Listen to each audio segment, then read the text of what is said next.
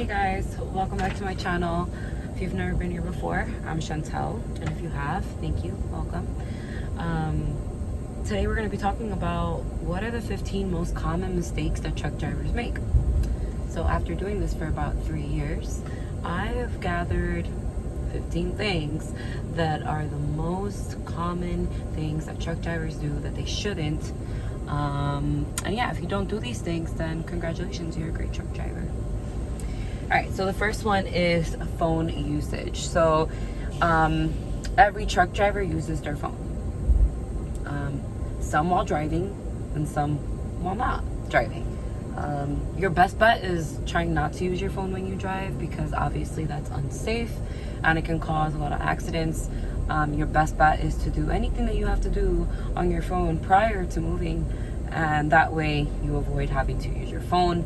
And if in the case that you do have to use your phone for whatever reason, the best thing to do is to slow down. Make sure you have enough space in front of you so you can either pull over, or if there is nowhere to pull over, then again, just keep your speed very, very low and quickly do whatever you have to do and get off your phone. Because at the end of the day, I can sit here and lie to you guys and say you must never use it, but if you're a truck driver, then you know things happen, and sometimes you just need to grab your phone for whatever reason.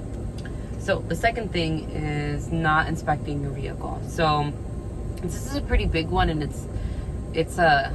I call it a stupid mistake, because it's so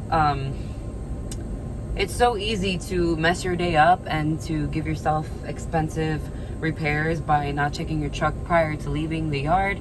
So, you know, your tires, your lights, your if there's any air leaks, your fluids, what do they look like? You know, just getting a general overview of your truck before you get your day started. This way, if there is anything wrong with the vehicle, you can get it fixed prior to moving. And I'm sure that'll be much cheaper, rather than having to get towed somewhere, right? The third thing that people do is they don't inspect their load properly. So what that looks like is, you know, not putting straps on your load, not making sure that it was loaded correctly, because if you see something's gonna tip over, or if something's off, then you can tell them, hey, you know, can you move that pallet around, or, you know, maybe stack it differently. Another thing is making sure that your load is secure. So if you do flatbed, then obviously you want to make sure that you have enough straps or chains or whatever the case is, and that also things are loaded. So, okay, perfect example. If you see that you have a bunch of toilet paper put on your trailer all the way to the nose of the trailer, but then you have like heavy liquid laundry detergent and lots of it all the way towards the rear of the trailer, then that's something you might want to ask, or, you know, be like, hey, was that loaded properly? Because, you know, you're gonna have a weight problem, or you can. Another thing is, you know, making sure that it's sealed and that the seal matches the seal number that's on your paperwork. And so that's the other thing that people tend to mess up on. The fourth thing is not going over your paperwork, because on your paperwork, you know, it's going to tell you where you have to go, what you're hauling, how much does it weigh, how many pallets, how many pieces, you know, X, Y, and Z, all that information. So your PO number and all of that, those are all things to look over, make sure they're all correct. And then another thing that people don't do is, this one's my favorite, is trip planning. So if you're gonna go somewhere far, it's best to know more or less where you're going, at least until you need to stop again.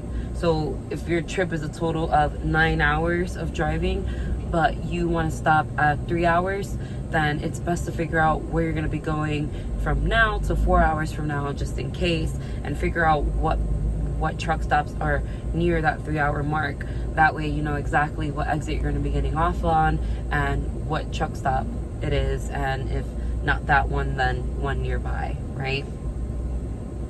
So another thing too is, so if you've never been somewhere before and you're not sure exactly how the layout looks, you can always use Google Satellite View, and that gives you the real time, like in real life, what it looks like. And that'll tell you pretty much, like, you know, where the truck's going through, or where you may fit, where you may not fit.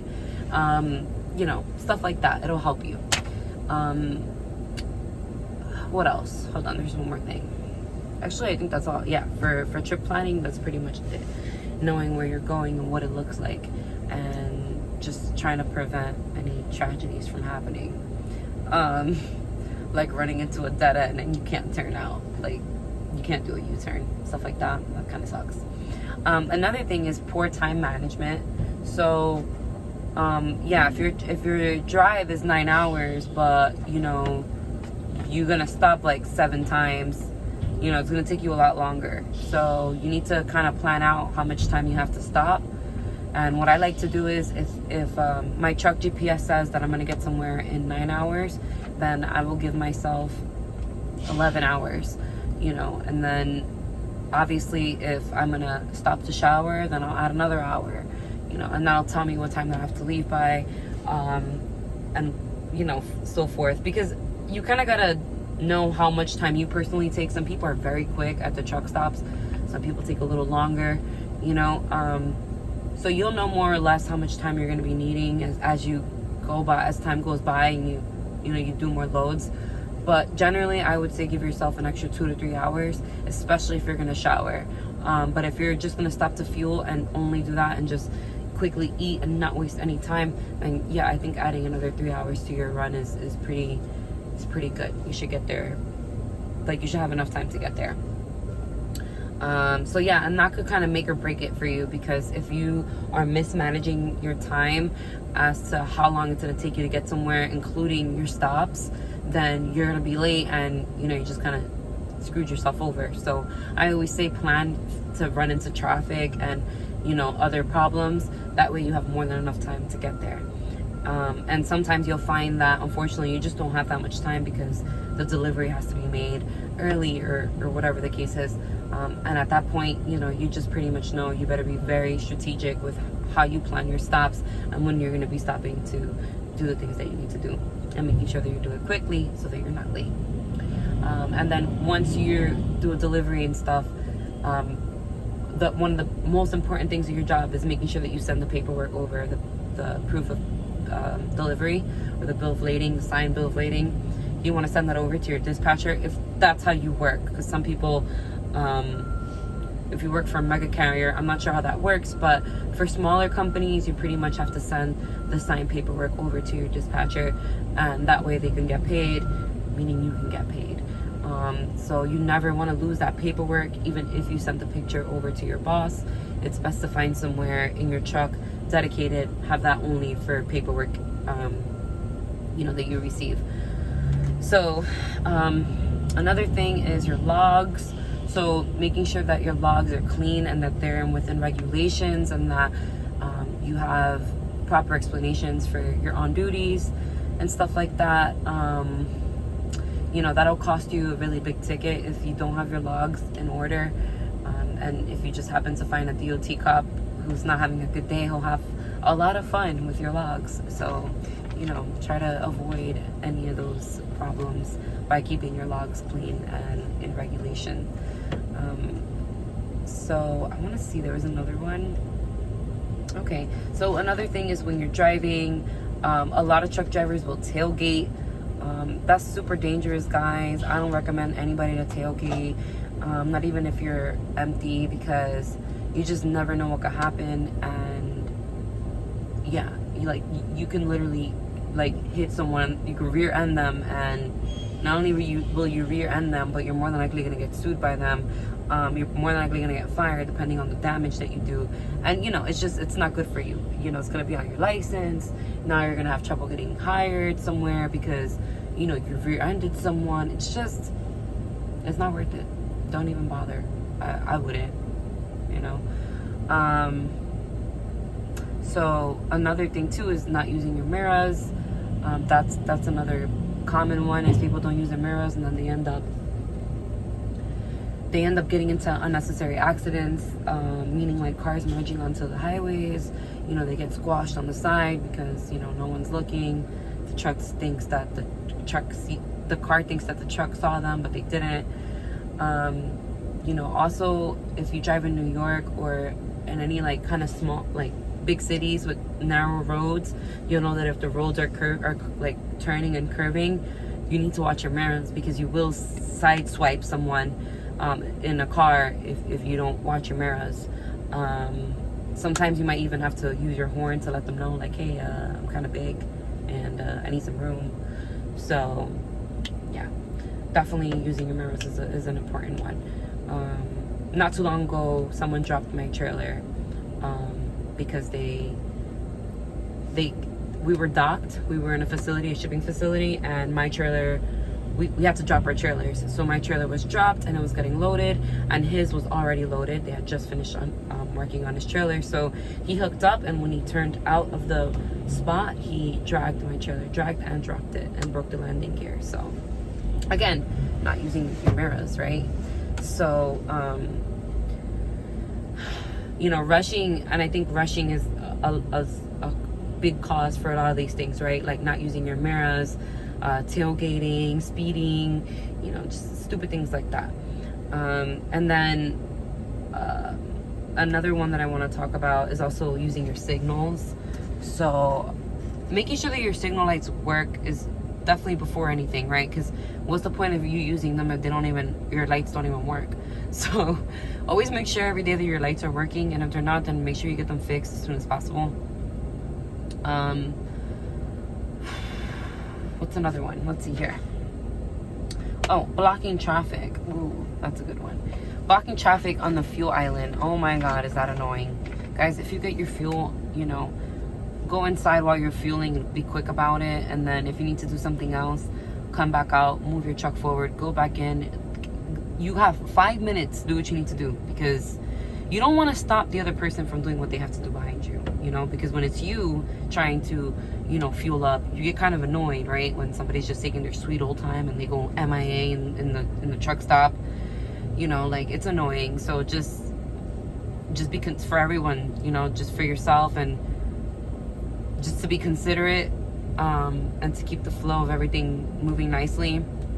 Don't block the fuel island, please don't.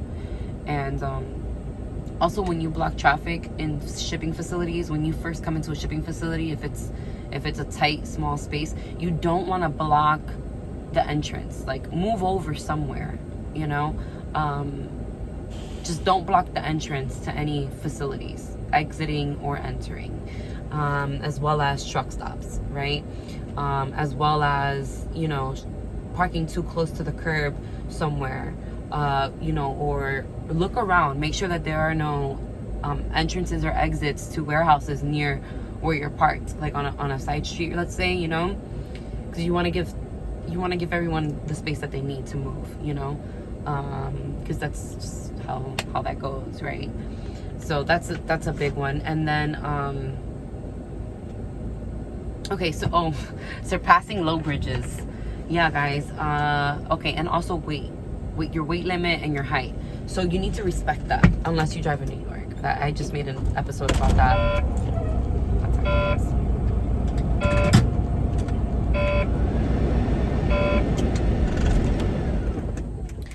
I'm hot. Anyway, so yeah, like you need to respect the low bridge signs and like take them very seriously, unless you're in New York. But other than that, like always take them very serious. Never try to go under it if you know you're not going to be able to. Like, I mean, you can probably go under 13.5 if you dump your airbags, and like, with the grace of God, I don't know. I wouldn't try it though. And then also your weight limit. So, it's different if you've been on that street prior and it's just one of those streets where the city just, for noise reasons, and perhaps this is a residential area, they don't really want trucks going down that road. But everybody, it's kind of circumstantial, right? Because if you know the area and you know that you can go through there and you're gonna be fine, then okay, go. If you'll be fine, you take the chance. But if you see that there's a weight limit and stuff, don't be turning on those streets that have 10-ton weight limit. You don't want to do that, just because you never know, and then you can easily get a ticket. And again, something it's a stupid mistake, because you could have prevented that. And then another one is, guys, not taking care of your truck. And what I mean by that is, again, just, you know, making sure that everything in your truck is working properly. And then also the inside of your truck, making sure that it's clean and in order. And that, you know, it doesn't look like a mess, because if you do get pulled over by DOT, you know, you want to make sure that the truck is presentable and neat, because they will judge you based on your truck. If it looks sloppy, if it smells, if there's a lot going on, you know, they're gonna probably try and like see what's going on with you, you know. But if it's clean and in order and everything is neat, you know, and you're presentable and you're addressing them correctly, then you will be fine. So it's kind of like a double thing, right? So keep your truck clean and address DOT properly. And I think those two things are key as well. So yeah, I think I named a little over 15 things, but I tried to keep it around 15 things. But anyway, these are the things that, you know, common mistakes that truckers make, and even regular drivers, but obviously they don't have logs or, you know, height clearance problems. But anyway, guys, I hope you enjoyed this video. If there's any common mistakes that I missed, please list them down below in the comment section. And it was great talking to you guys. Let's see when I'll come back again and make another video. You guys stay safe and take care. Bye.